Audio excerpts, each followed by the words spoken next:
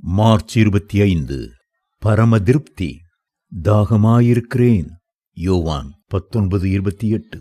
சமாரிய நாட்டு பெண்ணிடம் நான் கொடுக்கும் தண்ணீரை குடிக்கிறவனுக்கு ஒருபோதும் தாகம் உண்டாகாது என்று மொழிந்த ஆண்டவர் இயேசு இப்போது நான் வறண்டு தாகமாயிருக்கிறேன் என்று கதறுகிறார்.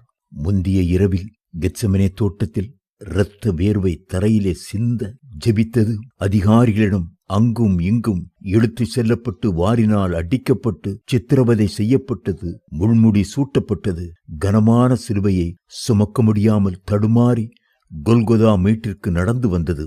எல்லாம் சேர்ந்து கிழித்த அவரது உடல் சிலுவையில் தொங்கிக் கொண்டிருந்த போது தாகத்தால் வாடுகிறார்.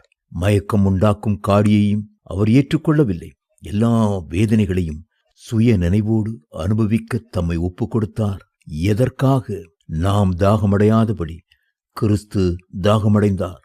நமக்காக திறக்கப்பட்ட ஊற்றாகும்படி அவர் பிளக்கப்பட்டார். சகரியா 13:1. அடிக்கப்பட்ட மெய்ப்பனாகிய அவர் மந்தையை விட்டு ஓடவில்லை. அவர் மந்தையை அமர்ந்த தண்ணீர் அருகில் கொண்டு போய் நன்மையும் கிருபையும் அளித்து ஆடுகளை திருப்தியாக்குகிறார். சகரியா 13:7. சங்கீதம் 23. இயேசு நமக்கு தண்ணீர் கொடுப்பதோடல்லாது நமக்குள்ளேயே ஒரு ஊற்றையும் வைத்து விடுகிறார். நான் அவனுக்கு கொடுக்கும் தண்ணீர் அவனுக்குள்ளே நித்திய ஜீவகாலமாய் ஊறுகிற நீரூற்றாயிருக்கும் என்றார். யோவான் 4:14. கிறிஸ்தற்றோரின் சோக நிலை என்னவெனில், ஒன்றுமே அவர்களை திருப்திப்படுத்துவது இல்லை. சம்பாதித்து பார்க்கிறார்கள், திருப்தி இல்லை. பணம் கடல் நீர் போன்றது.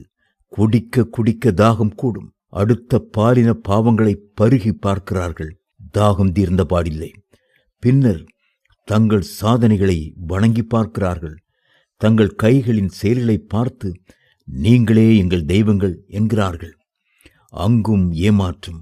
சிலுவைதான் இறைவனின் கூட்டல் அடையாளம். அங்குதான் மனிதன் திருப்தி அடைகிறான். அந்த பழைய சிலுவைக்கு முன் சிற்றின்பங்களும் சம்பத்துக்களும் அர்த்தமற்று போகின்றன. அவருக்குள் நமக்கு எல்லாம் கிடைக்கும்படி இயேசு சிலுவையில் எல்லாவற்றையும் விட்டார். அனைத்து ஆன்மீக ஆசீர்வாதங்களும் இன்று நமக்கு சொந்தமே. எபேசியர் 1:3.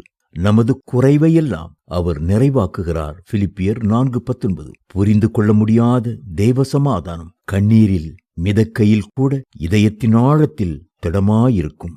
அதுதான் இறைவன் தரும் திருப்தி. ஒரு நாள் வரும், அன்று சாதாரண பசி கூட நம்மை விட்டு எடுக்கப்படும். ஆட்டுக்குட்டியானவர் அடிக்கப்பட்டதால் என்னே ஆசீர்வாதம். தாகமிஞ்சி நாவரண்டு தங்கமேனி மங்குதே, ஏகபரல் கண்ணயர்ந்து எத்தனையாயேங்குறார்.